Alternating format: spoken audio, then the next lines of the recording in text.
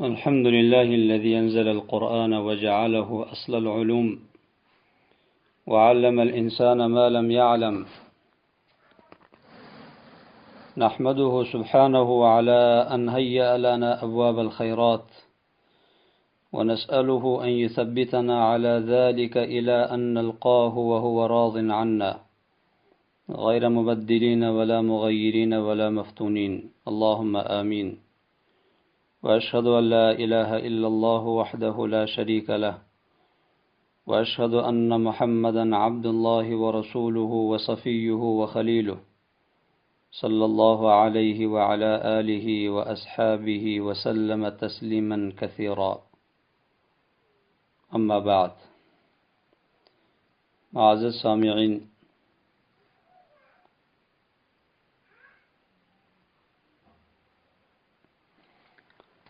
یہ تیسرا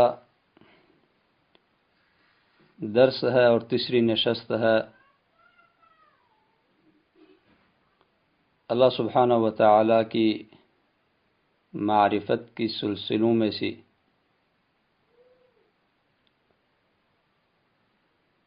یہ بات میں عرض کر چکا ہوں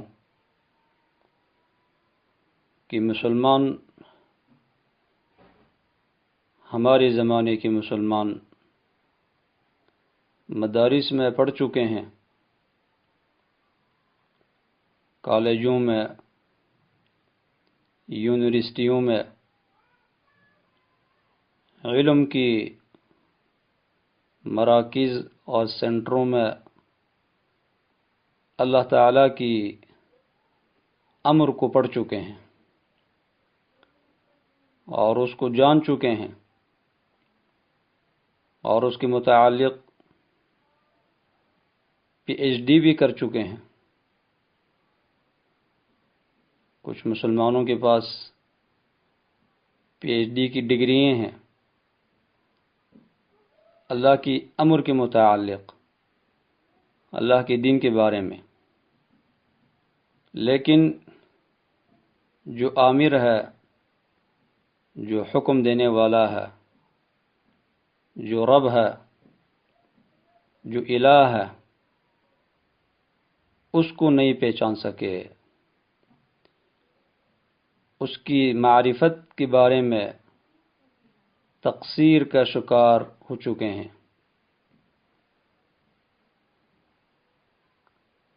اور انسان کبھی بھی امر پر، حکم پر صحیح معنوں میں عمل کر نہیں سکتا، پورا نہیں اتر سکتا جب تک کہ آمر کو نہ پہچانے، جب تک کہ حکم دینے والے کو نہ پہچانے، جب تک اس کی معرفت حاصل نہ ہو، جب تک اس کی صفات سے باخبری نہ ہو، جب تک اس کی صفات، اس کی عظمت اور اس کی جلال کے بارے میں علم نہ رکھتا ہو، اس وقت تک کوئی انسان اس آمر کی امر کی تنفیذ اور تطبیق میں کامیاب نہیں ہے.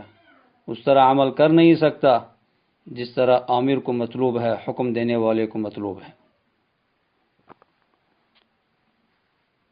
اس لیے نبی کریم صلی اللہ علیہ وآلہ وسلم جب مبعوث ہوئے، جب نبوت کی منصب پر فائز ہوئے، تو ایک لمبا عرصہ آپ نے ساتھیوں کے ساتھ گزارا اور یہی چیز ان کو سمجھاتے رہے. کون سی چیز؟ آمر کی معرفت، اللہ کی معرفت، اللہ کی عظمت. اللہ کی معرفت کی سب سے بڑی نشانی اللہ کے توحید کو ماننا ہے، اللہ کے توحید کو متعارف کراتے رہے اور یہی بات سمجھاتے رہے کہ لوگ سب سے پہلے اپنے رب کو پہچان سکیں. اس کائنات کا جو صانع ہے، جو بنانے والا ہے، انسان کو جو بنانے والا ہے، جو انسان کا صانع، خالق اور مالک ہے، اس کو انسان پہلے تو پہچانے، اس کی معرفت کو اپنے دل میں اتارے، اس کی عظمت سے باخبر ہو، اس کی صفات کو جانتا ہو، اس کے حقوق کو جانتا ہو، اور پھر اس کا امر آ جائے تو پھر وہ انسان اس ذات کی اوامر کی بجاوری میں اور اس کے امر پر عمل کرنے میں پھر تقصیر کا شکار نہیں ہوتا، پھر کوتاہی نہیں کرتا، پھر کمی نہیں کرتا، پھر اس کا جو امر ہے اس کی بھی عظمت اس کے دل میں ہوتی ہے، اس لیے کہ امر دینے والے کی عظمت ہوتی ہے۔ اس لیے تو سلف نے کہا تھا لا تنظر الى صغر الخطیئہ ولكن انظر الى عظمت من عصیتہ۔ آپ اس چیز کو مت دیکھیں کہ گناہ جو میں کر رہا ہوں یہ چھوٹا سا ہے، یہ حقیر ہے، یہ ناچیز ہے، اور یہ کوئی بڑا گناہ نہیں ہے، کوئی بڑی مخالفت نہیں ہے۔ اس چیز کو مت دیکھو، دیکھنا ہے تو یہ دیکھو کہ مخالفت کس کی ہو رہی ہے، حکم کس کا توڑا جا رہا ہے، کس کی امر کو پاؤں کے نیچے روندا جا رہا ہے، اس کو دیکھو۔ معصیت کی چھوٹاپن کی طرف مت دیکھو، دیکھو یہ کہ معصیت کس کی ہے، معصیت کس کی ہو رہی ہے۔ لا تنظر الى صغر الخطیئہ ولكن انظر الى عظمت من عصیتہ۔ اس ذات کے عظمت کی طرف دیکھو جس نے تم کو اس گناہ سے روکا ہے، اس مخالفت سے روکا ہے، اس کی عظمت میں سوچو، اس کی عظمت میں۔ اور انسان جتنا اللہ رب العالمین کی معرفت کے قریب ہو، جتنا اس کی عظمت سے باخبر ہو، اس کے بقدر اللہ کی معصیت سے ڈرتا ہے، بچتا ہے، بچنے کی کوشش کرتا ہے۔ جب اسی غلطی ہوتی ہے وہ پریشان ہوتا ہے، اور غلطی، کسی بھی غلطی کو وہ چھوٹی غلطی نہیں کہتا، اس لیے کہ جب انسان کو اللہ کی معرفت حاصل ہو تو اس کی کوئی مخالفت چھوٹی مخالفت نہیں ہے، اس کی کوئی مخالفت وہ چھوٹی غلطی نہیں ہے۔ اس لیے تو اس کی بہترین مثال صحابہ اکرام اور اصحاب رسول کا وہ قول ہے انکم لتعملون اعمالا هي ادق في اعینکم من الشعر كنا نعدها على عهد رسول الله صلی اللہ علیہ وآلہ وسلم من الموبقات۔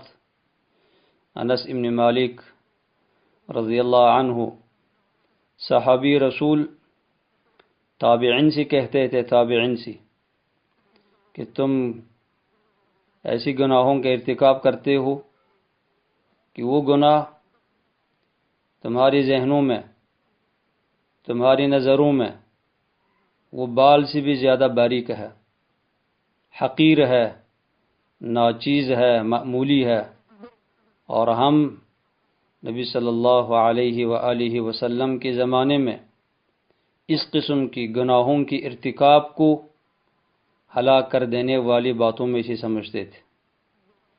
سامعین، یہ بات قابل غور ہے، قابل دقت ہے کہ انسان مخالفت کو، گناہ کو چھوٹا اگر کہتا ہے یا بڑا اگر کہتا ہے تو اس کا تعلق وہ اللہ کی معرفت سے ہے کہ یہ بندہ اللہ کی معرفت سے کس قدر روشناس ہے، اس کو اللہ کی کتنی معرفت حاصل ہو گئی ہے، یا اپنے رب کو کس حد تک جانتا ہے، پہچانتا ہے۔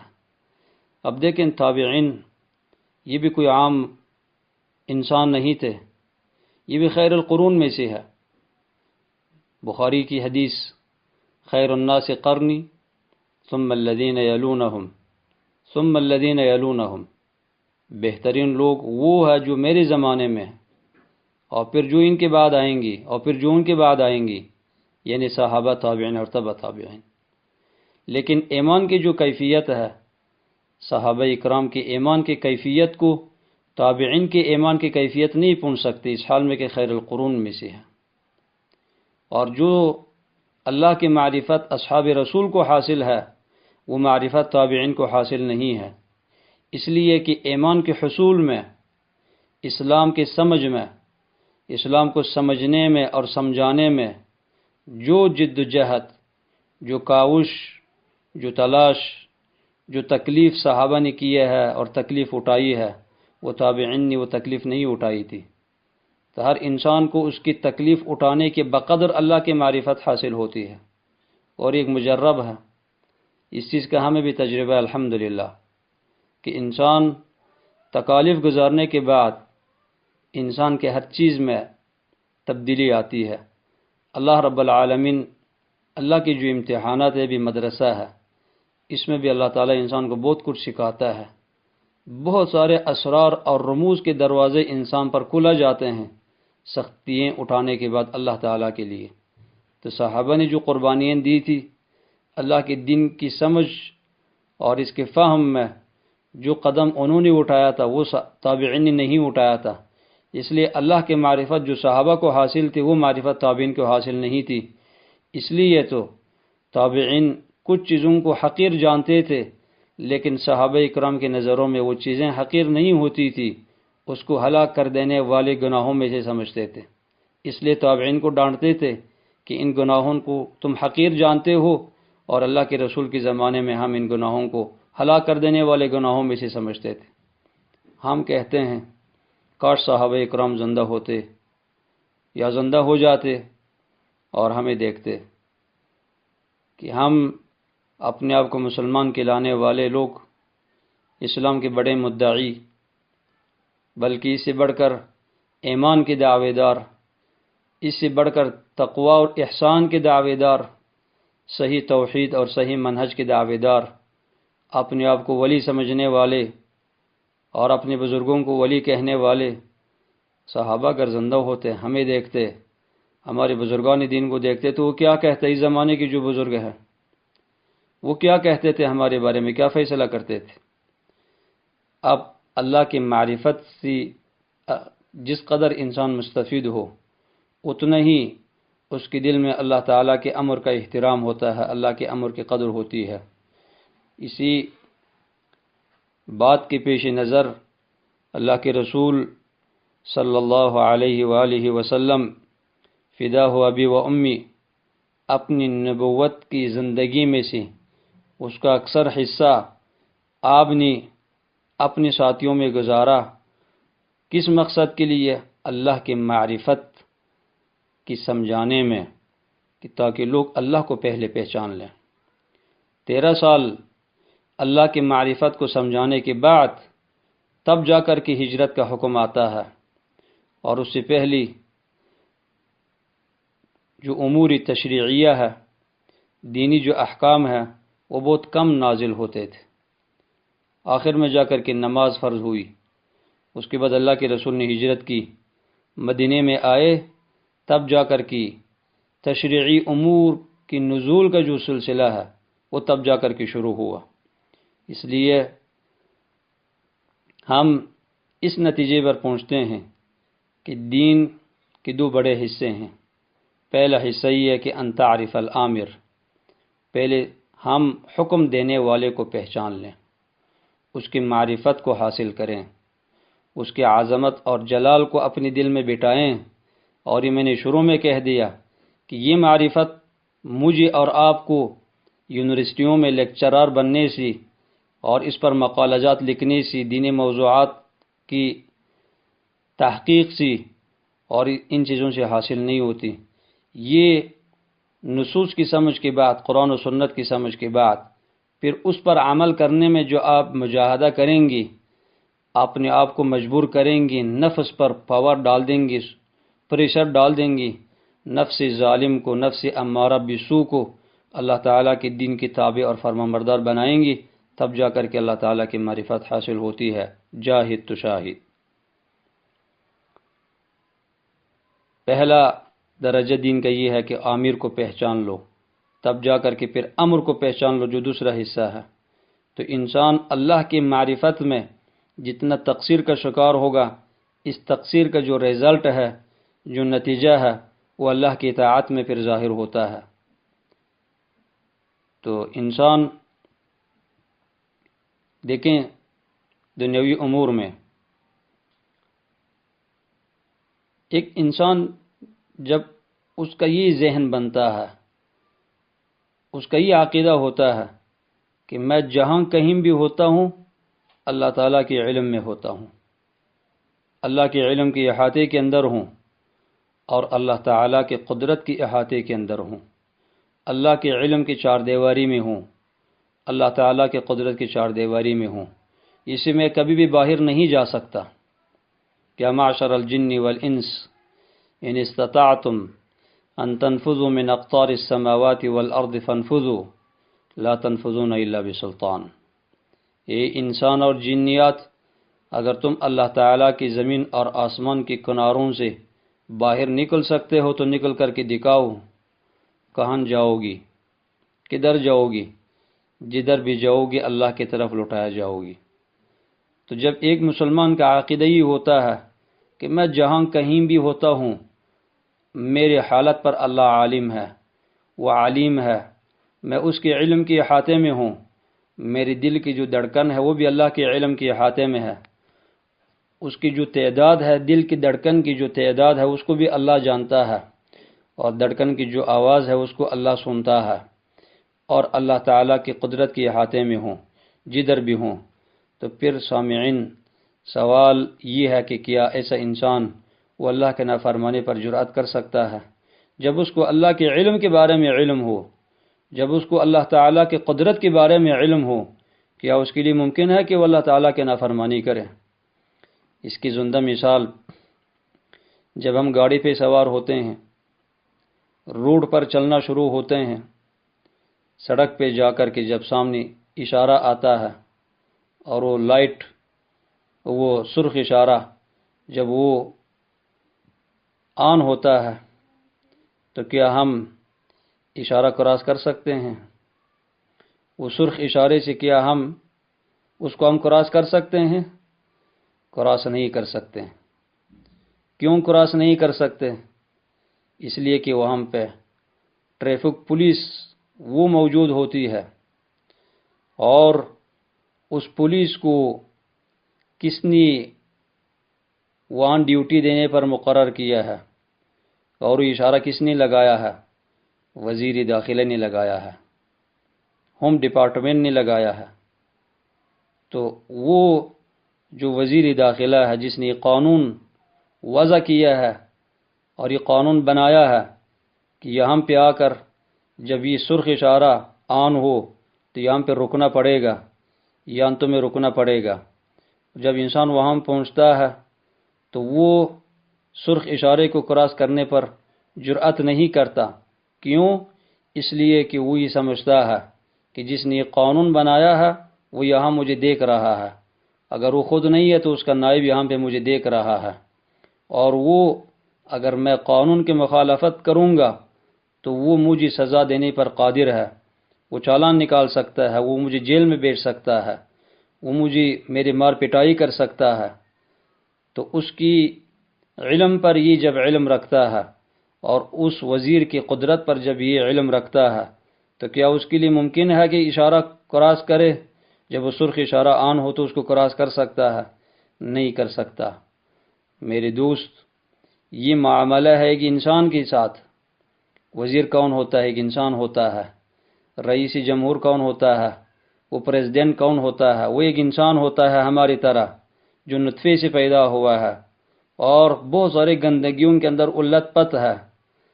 یہ واحد دیان کے ساتھ معاملہ نہیں ہے، یہ اللہ تعالیٰ کے ساتھ معاملہ نہیں ہے۔ تو جب یہی چیز انسان اللہ کے بارے میں سمجھتا ہو کہ یہ جو حرام ہے یہ سرخ اشارے ہیں، ان کو کراس نہیں کرنا۔ اللہ تعالیٰ دیکھ رہا ہوتا ہے، اور اللہ تعالیٰ اگر میں مخالفت کروں گا تو میری گرفت پر وہ قادر ہے۔ تو پھر انسان کیسا ممکن ہے کہ اللہ تعالیٰ کی حدود کو پائمال کرے، اللہ کے امر کو توڑ دے، اس کے نواہی کی دروازوں پر جا کر دستک دے دے، اس کی معصیت کی اڈوں پہ جا کر کے وہ حاضری دے دے؟ یہ کیسا ممکن ہے؟ جب یہ آیت انسان پڑھتا ہے سورۃ طلاق کی آخری آیات میں سے ہے، اللہ الذی خلق سبع سماوات ومن الارض مثلہن یتنزل الامر بینہن لتعلموا ان اللہ علی کل شیء قدیر وان اللہ قد احاط بکل شیء علما۔ اللہ نے اپنا تعارف پیش کیا ہے۔ اللہ وہ ذات ہے جس نے 7 آسمانوں کو پیدا کیا ہے اور 7 زمینوں کو بنایا ہے، اور اس کا حکم زمین آسمان کے درمیان اتر آتا ہے۔ یہ سارا کام اللہ نے کیا اور پھر تمہارے لیے بیان کیا۔ کیوں بیان کیا؟ لتعلموا، یہ لام علت ہے، تاکہ تم جان لو، تاکہ تم جان لو۔ ہم کیا جان لیں؟ یہ جان لو کہ ان اللہ علی کل شیء قدیر، اللہ تعالی ہر چیز پر قادر ہے۔ شیء نکرہ ہے، عموم کا فائدہ دیتا ہے، اللہ ہر چیز پر قادر ہے۔ اور دوسرا یہ جان لو وان اللہ قد احاط بکل شیء علما، اللہ نے ہر چیز کو گھیر لیا ہے علم کے اعتبار سے، یعنی اللہ کے علم نے ہر چیز کو اپنے گھیراؤ میں لے لیا ہے۔ کوئی چیز اللہ کے علم کے گھیراؤ سے باہر نہیں ہے، اللہ کے علم کے احاطے سے اور محاوطے سے باہر نہیں ہے۔ جب انسان اس آیت میں سوچتا ہے تدبر کے ساتھ تو یہ رزلٹ سامنے آتا ہے کہ اللہ تعالیٰ نے قرآن کریم کو 2 کلموں میں خلاصہ کیا ہے۔ اللہ تعالیٰ نے قرآن کریم کو 2 کلموں میں، 2 جملوں میں اللہ تعالیٰ نے اس کو خلاصہ کیا ہے۔ وہ یہ ہے لتعلموا ان اللہ علی کل شیء قدیر وان اللہ قد احاط بکل شیء علما، العلم بعلم اللہ والعلم بقدرت اللہ۔ اس لیے ضروری ہے کہ انسان، ایک مسلمان کا یہ عقیدہ اور نظریہ ہونے چاہیے کہ اگر میں بات کر رہا ہوں تو اللہ تعالیٰ میری باتوں کو سن رہا ہے۔ اگر میں کوئی فزیکی حرکت کر رہا ہوں، ہل رہا ہوں، کوئی کام کر رہا ہوں تو اللہ تعالیٰ مجھے دیکھ رہا ہے۔ اگر میں اللہ تعالیٰ کی قبضہ قدرت میں ہوں، میں اللہ تعالیٰ کی قبضہ قدرت میں ہوں، جہاں کہیں بھی ہوں، جس حالت میں بھی ہوں، جس پوزیشن میں بھی ہوں، میری مالی حالت کوئی بھی ہو، شب ہو یا روز ہو، خلوت ہو یا جلوت ہو، امیری ہو یا غربت ہو، علم ہو یا جہل ہو، قدرت ہو یا رعیت ہو، جس حالت میں بھی میں ہوں، میں اللہ تعالیٰ کے قبضے میں ہوں، میں اللہ کے علم کے احاطے کے اندر ہوں، میں اللہ تعالیٰ کے قدرت کے اندر ہوں۔ اس لیے سامعین، میں نے شروع میں کہا تھا کہ اصل جو دین ہے وہ اللہ تعالیٰ کی معرفت ہے۔ اصل الدین ہوا معرفت اللہ عز وجل، اصل الدین وہ اللہ تعالیٰ کی معرفت ہے۔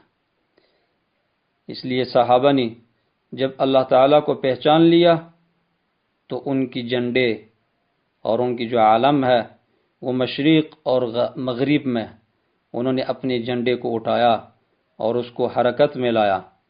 اور جب صحابہ اکرام کے بعد کی نسلوں میں جب مسلمانوں نے اسلام کو شاعری عبادات کے اندر مخصوص کیا، شاعری عبادات پر اکتفا کیا، تو پھر کیا ہوا؟ پھر وہی ہوا جو میرے اور آپ کے سامنے ہے۔ جب مسلمانوں نے امر کو پہچاننے کی کوشش تو کی، لیکن آمر کو پہچاننے کی کوشش نہیں کی، یہ زحمت گوارا نہیں کیا، یہ زحمت اٹھانا گوارا نہیں کیا، تو پھر مسلمانوں کے ساتھ کیا ہوا؟ جو کچھ ہوا وہ میری اور آپ کی نظروں کے سامنے ہے، وہ میرے علم میں بھی ہے، آپ کے علم میں بھی ہے۔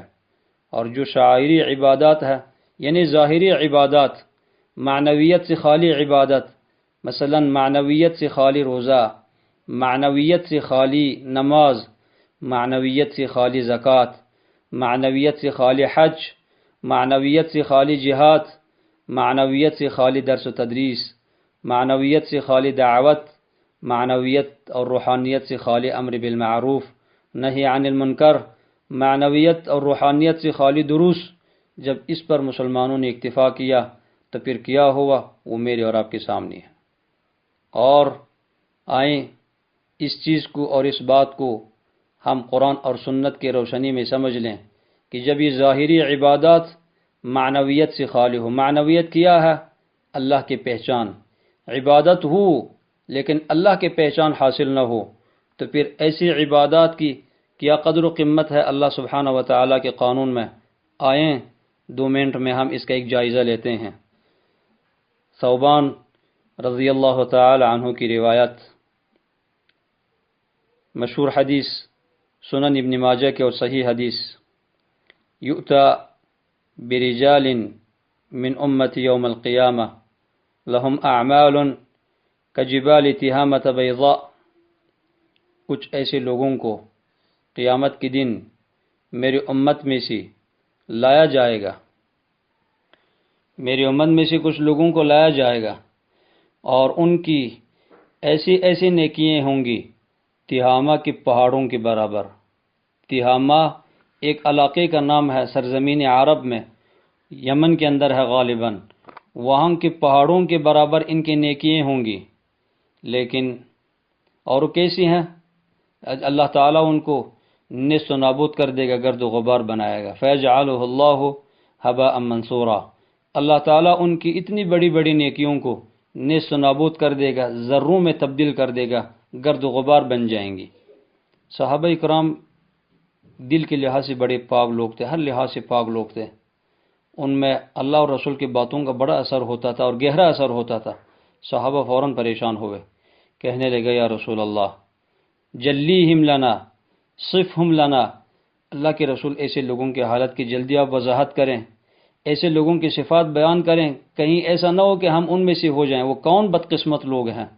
اللہ کے رسول نے فرمایا کہ وہ تم میں سے ہے، یعنی اسی امت میں سے ہے، اور وہ یصلون من اللیل کما تصلون، وہ راتوں کو تہجد گزار بھی ہوتے ہیں، تہجد کی نمازیں بھی پڑھتے ہیں، اور ان کے اعمال بالکل خالصانہ ہوتا ہے، لیکن اس کے باوجود اللہ ان کی نیکیوں کو برباد کر دیتا ہے قیامت کے دن جب حساب لینے کی باری آتی ہے۔ وجہ کیا ہے؟ قوم اذا خلوا بمحارم اللہ انتہکوها، جب یہ اللہ کے حرام کی طرف جاتے تھے تو اللہ کے حرام کردہ چیزوں کا ارتکاب کرتے تھے۔ ایک طرف نماز کی پابندی، تہجد کی پابندی، ظاہری عبادات کی پابندی، لیکن جب وہ اللہ تعالیٰ کی حرام کردہ چیزوں کے ساتھ علیحدگی میں ہوتے تھے اور ان کے لیے گناہ کرنا آسان ہوتا، شرائط مساعد ہوتے تو وہ گناہ کر لیتے تھے، اللہ کے حرام، اللہ کے حدود کو پائمال کرتے تھے۔ اب سامعین اس پر آپ غور کر لیں، کیا وجہ ہے؟ ایک بندہ نماز پڑھتا ہے لیکن وہ جا کر کے زنا بھی کر لیتا ہے، وہ شراب بھی پی لیتا ہے، وہ غیر شرعی تعلقات بھی بنا لیتا ہے، وہ جھوٹ بھی بولتا ہے، وہ سود بھی لیتا ہے، وہ رشوت بھی لیتا ہے، رشوت بھی دیتا ہے، دوسروں کا حق بھی پائمال کر دیتا ہے، بدگمان بھی ہوتا ہے، بد زبان بھی ہوتا ہے، اور وہ گانا بھی سنتا ہے، حرام بھی سنتا ہے۔ کیا وجہ ہے اس کی؟ وجہ یہ ہے کہ اس نے امر کو تو پہچان لیا کہ نماز پڑھنی چاہیے مسلمان کو، لیکن عامر کو نہیں پہچانا۔ تو جب عامر کو نہیں پہچانا تو نماز جس حکمت کی تحت فرض ہوئی تھی، ان الصلاۃ تنہا عن الفحشاء والمنکر، نماز انسان کو تمام گناہوں سے روکتی ہے، تو نماز میں جو قوت تھی وہ قوت اسی ختم ہو گئی، اس لیے کہ وہ قوت نماز کے حاصل ہوتی تھی جب نماز پڑھنے والے کے ذہن میں نماز کا حکم دینے والی جو ذات ہے اس کی معرفت ہوتی۔ اب چونکہ اس کی ذہن میں نماز ہے لیکن جس نے نماز پڑھنے کا حکم دیا ہے اس کی معرفت سے خالی ہے، اس لیے اس کی نماز کا یہ نتیجہ ہوتا نہیں ہے کہ نماز اس کو گناہوں سے روکے۔ اب دیکھیں اللہ تعالیٰ کے قانون میں ایسی نماز کی کوئی حیثیت نہیں ہے، اس کی کوئی اہمیت نہیں ہے جس نماز میں کیا نہ ہو، جس نماز میں اللہ تعالیٰ کی معرفت نہ ہو۔ دیکھیں یہ نماز کی حالت ہے۔ اسی طرح روزے کو آپ دیکھ لیں، نبی صلی اللہ علیہ وسلم نے فرمایا من لم یدع قول الزور والعمل به فلیس للہ حاجۃ فی ان یدع طعامہ وشرابہ، جس نے جھوٹ کو نہیں چھوڑا اور جھوٹ پر عمل کرنے کو نہیں چھوڑا تو اللہ تعالیٰ کو اس کی بھوکا اور پیاسا رہنے کی کوئی ضرورت نہیں ہے، اس کو پیاسا اور بھوکا رہنے کی کوئی ضرورت نہیں ہے، یعنی وہ روزہ رکھے نہ رکھے اس کو کوئی فائدہ نہیں ہوگا۔ اب ایک بندہ اللہ تعالیٰ کے حلال سے تو روزہ رکھ رہا ہے، یعنی حلال کھانا، حلال پینا اور حلال جو شہوت ہے اس کو چھوڑ رہا ہے، لیکن جھوٹ بولنے کو جو کہ حرام ہے رمضان غیر رمضان میں اس کو نہیں چھوڑتا، شرک کو نہیں چھوڑتا، زور ہر جھوٹی بات کو کہا جاتا ہے، اور سب سے اس کا جو بڑا مصداق ہے وہ شرک ہے، وہ بدعت ہے، وہ کبائر الذنوب ہے، کبیرہ گناہ ہے، ان چیزوں کو چھوڑتا نہیں ہے۔ وجہ کیا ہے؟ وجہ یہ ہے کہ اس نے روزہ تو رکھا ہے، روزے کی فرضیت کو تو سمجھ لیا ہے، لیکن جس نے روزہ فرض کیا ہے اس کو نہیں پہچانا۔ اگر اس کو پہچان لیتا تو رمضان میں جب اس کو یہ پتہ ہے کہ رمضان کے روزوں کا تقاضا یہ ہے کہ اللہ کے حلال کو بھی 15-16 گھنٹے کے لیے چھوڑ دینے چاہیے، تو کبھی اللہ کے حرام کے قریب بھی نہ جاتا۔ لیکن چونکہ وہ روزے کو جانتا ہے لیکن روزے کا جو حکم دینے والا ہے اس کو نہیں جانتا، اس لیے اللہ کی معصیت سے روزے کے حالت میں بھی باز نہیں آتا۔ یہ روزے کی مثال ہے سامعین۔ اسی طرح زکوٰۃ کی آپ مثال لے لیں۔ اللہ تعالیٰ نے فرمایا قل انفقوا طوعا او کرہا لن يتقبل منکم انکم کنتم قوما فاسقین وما منعهم ان تقبل نفقاتهم الا انهم كفروا بالله وبرسوله ولا يؤتون الصلاة الا وهم كسالى ولا ينفقون الا وهم كارهون۔ کہہ دیجئے نبی تم خرچ کر لو اپنی نفس کی خوشی سے یا اس کی ناخوشی سے، لن يتقبل منکم تم سے ہرگز قبول نہیں کیا جائے گا، تمہاری جو زکوٰۃ ہے، تمہارا جو صدقہ ہے وہ تم سے ہرگز قبول نہیں کیا جائے گا۔ کیوں؟ انکم کنتم قوما فاسقین، اس لیے کہ تم فاسق قوم ہو، تم فاسق لوگ ہو۔ فاسق اللہ کی اطاعت اور رسول کی اطاعت سے نکلے ہوئے شخص کو کہا جاتا ہے۔ تم اللہ کے نافرمان ہو، تمہارے نافرمانیوں کی وجہ سے تمہاری جو نیکیاں ہیں وہ بھی قبول نہیں ہوگی۔ اب ایک بندہ اللہ کی نافرمانی کیوں کرتا ہے؟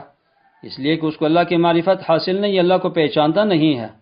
جب اس کی ماں اس کو کسی کام سے روکتی ہے تو اس کے قریب نہیں جاتا، اس لیے کہ ماں ناراض ہوتی ہے۔ اور ماں کی نافرمانی سے کیوں بچتا ہے؟ اس لیے کہ ماں کے قدر کو جانتا ہے۔ باپ کی مخالفت نہیں کرتا، اپنی سکول ٹیچر کی مخالفت نہیں کرتا، ملک کی جو خود ساختہ قانون ہے اس کی مخالفت نہیں کرتا، اس لیے کہ قانون بنانے والے کے قدر کو جانتا ہے۔ اللہ تعالیٰ کے قانون کو توڑ دیتا ہے۔ وجہ کیا ہے؟ اس لیے کہ اللہ کو نہیں جانتا، نہیں پہچانتا، اللہ کی معرفت اس کو حاصل نہیں ہے۔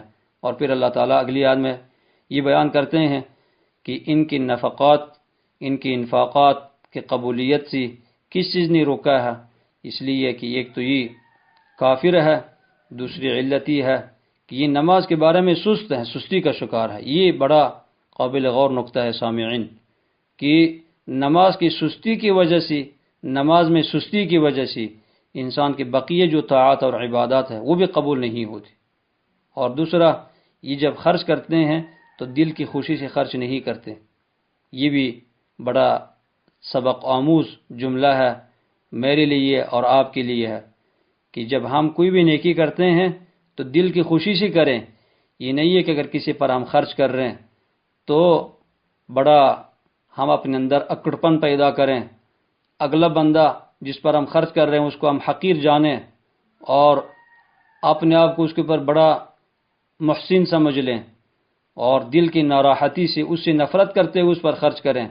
یہ جو کیفیت ہے دل کی، لن ینال اللہ لحومها ولا دماؤها ولکن ینالہ التقوی منکم، یہ تمہارا جو خون بہانا ہے عید الاضحیٰ میں، یہ جانور ذبح کرنا ہے، یہ گوشت اور پوست اللہ کو نہیں پہنچتا، اگر کوئی چیز اللہ کو پہنچتی ہے تو وہ تمہاری جو دل کی کیفیت ہے تقویٰ، کہ عبادت کرتے ہوئے تمہارے دلوں میں اللہ کی کتنی محبت ہے، کتنا اس کا خوف ہے، کتنی اس کے رحمت سے امیدواری ہے، کتنی اس کی عظمت ہے، کتنا اس کا احترام ہے۔ عبادت کے دوران جو تمہاری دل کی کیفیت ہے، یہی اللہ تعالیٰ کو مطلوب ہے۔ یہ وہ بات ہے جس کے سمجھانے کی ہم بڑی کوشش کرتے ہیں، لیکن ہماری اس امت کو اس بات کو سمجھنے میں دیر لگتی ہے، اس لیے کہ اس پر توجہ نہیں کرتے۔ تو سامعین، غرض یہ ہے کہ جب عبادات شاعری جو ظاہری عبادات ہے اللہ کی معرفت سے اگر یہ خالی ہے تو ان کا کوئی رزلٹ نہیں ہے، ان کا کوئی نتیجہ نہیں ہے، ان پر کوئی نتیجہ مرتب نہیں ہوتا۔ یہ جو اللہ تعالیٰ نے اہل ایمان کے ساتھ جو وعدہ کیا ہے قرآن کریم میں کہ میں اہل ایمان کے ساتھ ہوں، میں مؤمنین کے ساتھ ہوں، وَلَن يَجْعَلَ اللَّهُ لِلْكَافِرِينَ عَلَى الْمُؤْمِنِينَ سَبِيلًا، میں کبھی بھی کافر کو مسلمان پر مسلط نہیں کرتا، کبھی بھی کافر کو مسلمان پر غالب نہیں کرتا۔ تو یہ وعدہ ہماری طرح اہل ایمان کے لیے نہیں ہے، یہ ان اہل ایمان کے لیے ہے جن کی صفات کو قرآن نے خود بیان کیا ہے۔ جہاں قرآن نے یہ خوشخبرین سنائی ہے، وہاں قرآن نے ایک مومن کی معرفت بھی پیش کیا ہے، اس کا ایک تعارف بھی پیش کیا ہے کہ مومن کون ہوتا ہے۔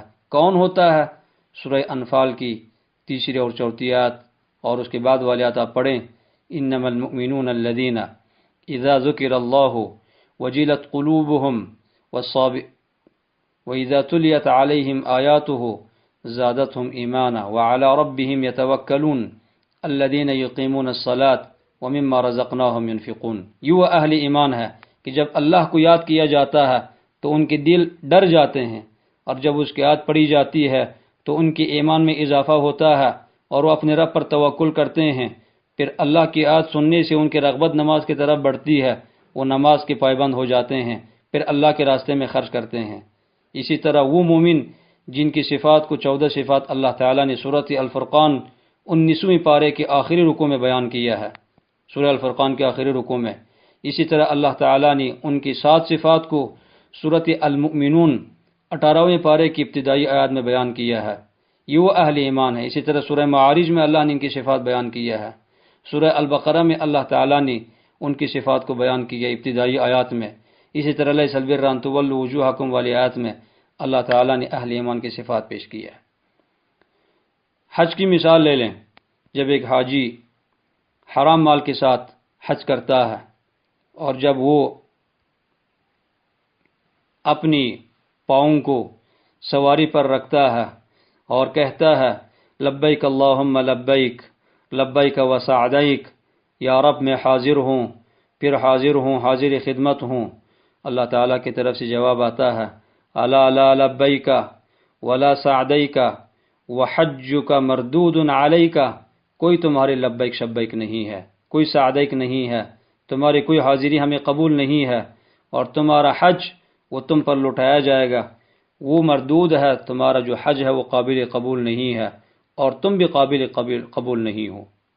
تو دیکھیں سامعین، ان مثالوں سے آپ نے نتیجہ اخذ کیا ہوگا کہ قرآنی نصوص اور نبوی نصوص سے یہ بات ظاہر ہوتی ہے کہ جب تک انسان اللہ تعالیٰ کی معرفت کو حاصل نہ کرے، اللہ کو صحیح معنوں میں نہ پہچان لے، تو کبھی بھی اللہ کے امر پر اس طرح عمل کر نہیں سکتا جس طرح اللہ تعالیٰ کو مطلوب ہے، کبھی بھی۔